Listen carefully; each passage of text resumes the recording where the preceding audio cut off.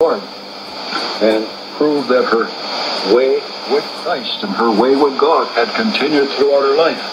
And she still was a witness for the Lord to others to be brought back to God and to Christ. What a wonderful thing took place in that great awakening, the time of Edwards. There were certainly sad things. It didn't last as long as it probably should have. The spirit was grieved. There were divisions. There were some in the church that didn't want this to come. Some even fought it. And sadly,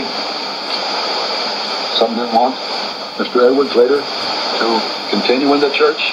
But it was a blessing, and a blessing especially for this girl and for her brother who was converted before then. They learned to pray as little children. And oh, that God would bring little children to begin to pray as Miss Phoebe Bartlett. And then we may believe also that one was taught as she was taught, would continue to pray and would pray for others. As we read here, praying would offer us that God would open unto us a door of utterance to speak the mystery of Christ, for which I am in bonds. Paul was now himself in Rome. He had gone to Jerusalem and been taken captive. The Jews tried to kill him, taken to Rome, and now writing there, but telling these people and us today, continue in prayer and watch in the same.